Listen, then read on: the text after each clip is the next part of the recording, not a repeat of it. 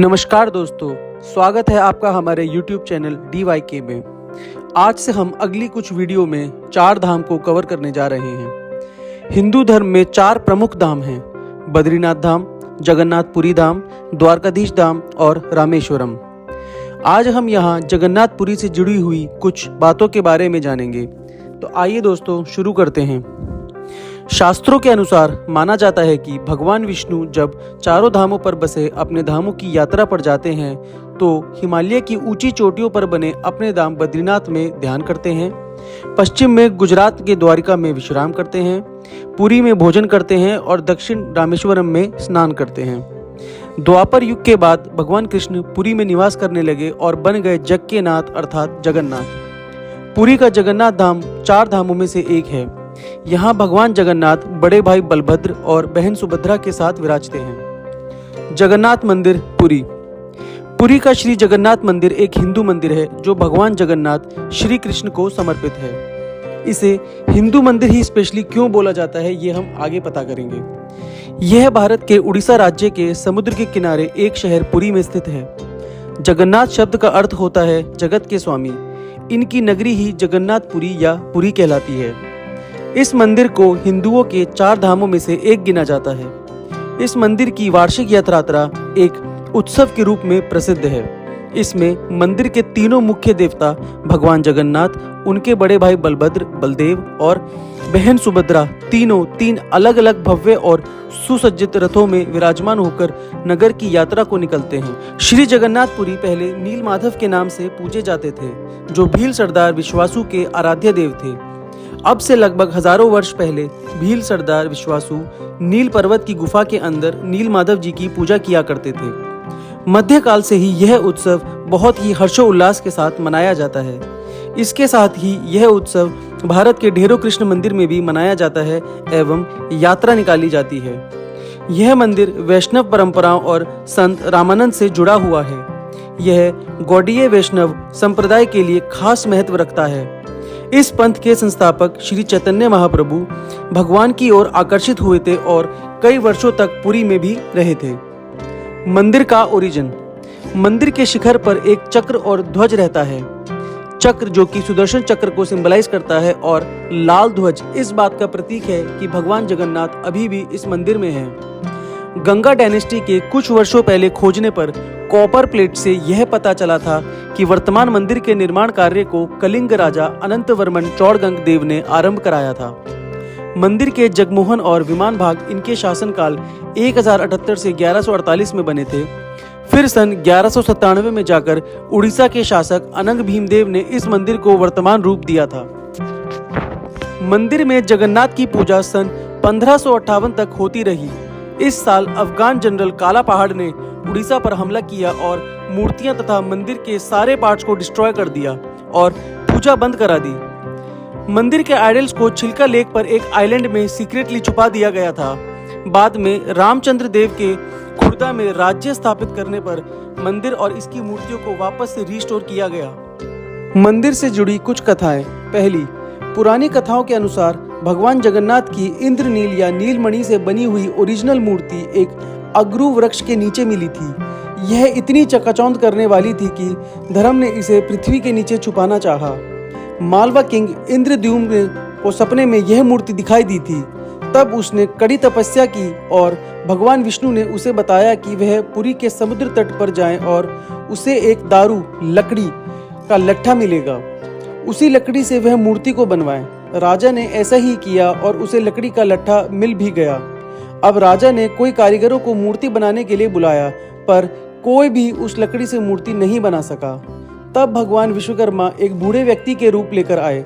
उन्होंने राजा को कहा कि वे नील माधव की मूर्ति बना सकते हैं, लेकिन साथ ही उन्होंने अपनी शर्त भी रख दी कि वे केवल 21 दिन में मूर्ति बनाएंगे और अकेले में ही बनाएंगे। कोई उनको बनाते हुए नहीं देख सकता। उनकी शर्त मान ली गई।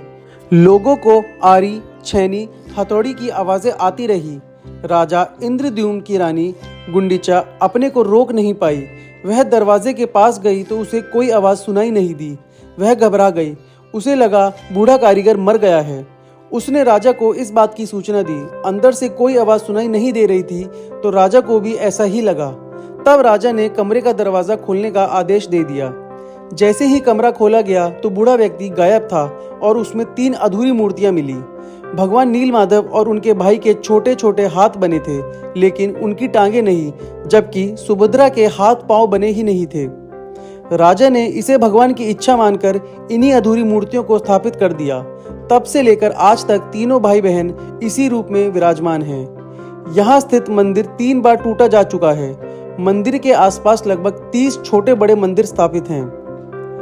दूसरी कथा।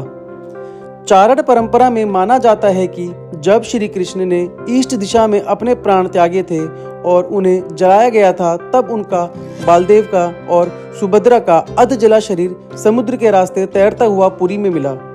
पुरी के राजा ने तीनों शव को अलग अलग रथ में रखा। कुछ लोकल रेजिडेंट्स का तो ये भी मानना है कि स्वयं भगवान कृष्ण का दिल आज भी उसी मंदिर में स्थित है, इसलिए हर 12 वर्ष में मूर्तियां चेंज करी जाती हैं और उनका रेनोवेशन किया जाता है।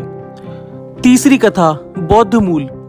कुछ हिस्टोरियंस का मानना है कि यहाँ इस मंदिर के स्थान पर पहले एक बुद्धिस्ट स्तूप हुआ करता था। उस स्तूप में गौतम बुद्ध का एक दांत रखा था। बाद में इस स्तूप को कैंडी श्रीलंका पहुंचा दिया गया। उसी समय बुद्धिज्म को वैष्णव संप्रदाय ने अपना लिया था और तभी जगन्नाथ अर्चना ने लोकप्रियता पाई। यह 10वीं सेंचुरी के आसपास हुआ था, जब उड़ीसा में सोमवंशी राज्य चल रहा था। मंदिर का ढांचा। मंदिर 4 लाख स्क्वायर फीट में फैला हुआ है। कलिंग स्टाइल में मंदिर का आर्किटेक्चर किया गया है। मुख्य मंदिर कर्व शेप का है, जिसे टॉप पर विष्णु का श्री सुदर्शन चक्र लगा हुआ है। इसे नील चक्र भी कहते हैं। यह अष्ट धातु से निर्मित है और अति पावन और पवित्र माना जाता है। मंदिर का मेन स्ट्रक्चर एक 214 फीट यानी लगभग 65 मीटर ऊंचे स्टोन के प्लेटफॉर्म पर बना है। इसके भीतर आंतरिक गर्भगृह में मुख्य देवताओं की मूर्तियां स्थापित हैं। यह भाग इसे घेरे हुए अन्य भागों की अपेक्षा अधिक वर्चस्व वाला है। इससे लगे घेरदार मंदिर की पिरामिडकार छत और लगे हुए मंडप अट्टालिका रूपी मुख्य मंदिर के निकट होते हुए ऊंचे होते गए हैं। यह एक पर्वत को घेरे हुए अन्य छोटे पहाड़ियों फिर छोटे टीलों के समूह रूपी बना है।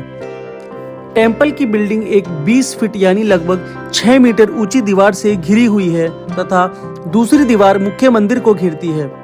मंदिर की एंट्रेंस के सामने एक 16 साइड वाला भव्य मोनोलिथिक पिलर भी है। मंदिर के गेट पर 2 शेर भी बनाए गए हैं। उत्सव। यहाँ रोज पूजा अर्चना होती है। यहाँ पर हर साल बहुत से फेस्टिवल भी मनाए जाते हैं, जिनमें हजारों लोग भाग लेते हैं। इनमें सबसे ज्यादा इम्पोर्टेंस रथ यात्रा को दिया जाता है, जो लगभग जून या जुलाई के महीने में आयोजित होता है। इस उत्सव में तीनों मूर्तियों को अति भव्य और विशाल रथों में सुसज्जित कराकर यात्रा पर निकालते हैं।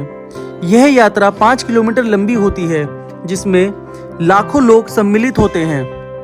वर्तमान मंदिर। मॉडर्न टाइम्स में यह मंदिर काफी बिजी रहता है और यहाँ पर बहुत से रिलीजियस इवेंट्स और फंक्शंस भी होते हैं। जगन्नाथ मंदिर का एक बड़ा आकर्षण यहाँ की रसोई है। यह रसोई भारत की सबसे बड़ी रसोई के रूप में जानी जाती है। इस विशाल रसोई में भगवान को चढ़ाने वाला महाप्रसाद तैयार किया जाता है। उसके लिए 500 रसोइये तथा उनके 300 सहयोगी काम करते हैं। इस मंदिर में एंट्री को लेकर भी कुछ रिस्ट्रिक्शंस हैं। इसमें कोई भी नॉन हिंदू व्यक्ति एंटर नहीं कर सकता। घूमने आने वाले लोगों का भी प्रवेश यहाँ पर वर्जित है। वो लोग पास में रघुनंदन लाइब्रेरी की छत पर जाकर सारे फंक्शंस को एंजॉय कर सकते हैं। इस मंदिर पर यह रिस्ट्रिक्शंस कुछ हमलों की वजह से लगाए गए हैं। बुद्धिस्ट और जैन लोग मंदिर में आ सकते हैं, पर उनको प्रूफ करना होगा कि उनके एंसेस्टर्स इंडियन ओरिजिन के ही हैं। मंदिर ने धीरे धीरे नॉन इंडियन लेकिन हिंदू लोगों की एंट्री स्टार्ट कर दी है। एक बार तो बाली से आए हुए हिंदुओं को रोक दिया गया था, जबकि वहां पर 90% पॉपुलेशन हिंदुओं की है। फिर कुछ रिक्वेस्ट करने पर उनको फ्यूचर के लिए भी एक्सेप्ट कर लिया गया और अब उनकी एंट्री हो गई है। अंत में जानते हैं मंदिर के बारे में कुछ अनकही बातें। कहते हैं कि ईसा मसीह सिल्क रूट से होते हुए जब कश्मीर आए थे, तब पुनः बैथलेहम जाते वक्त उन्होंने भगवान जगन्नाथ के दर्शन किए थे। 9वीं शताब्दी में आदि शंकराचार्य ने यहाँ की यात्रा की थी और यहाँ पर उन्होंने 4 मठों में से एक गोवर्धन मठ की भी स्थापना की थी। महाराजा रणजीत सिंह महान सिख सम्राट ने इस मंदिर को भारी मात्रा में सोना दान किया था, जो कि उनके द्वारा गोल्डन टेम्पल अमृतसर को दिए गए सोने से कहीं अधिक मात्रा में था।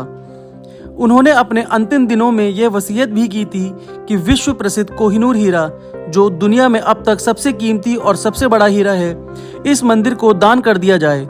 लेकिन यह हो न सका क्योंकि उस समय तक ब्रिटिशर्स ने पंजाब पर अपना अधिकार स्थापित कर लिया था और उनकी सभी शाही संपत्ति जब्त कर ली थी, वरना कोहिनूर हीरा भगवान जगन्नाथ के मुकुट की शान होता। तो दोस्तों, यह थी मंदिर से जुड़ी कुछ महत्वपूर्ण जानकारियां। आप कितना जानते हैं इस धाम के बारे में, प्लीज हमें कमेंट करके जरूर बताइएगा। जय श्री राम।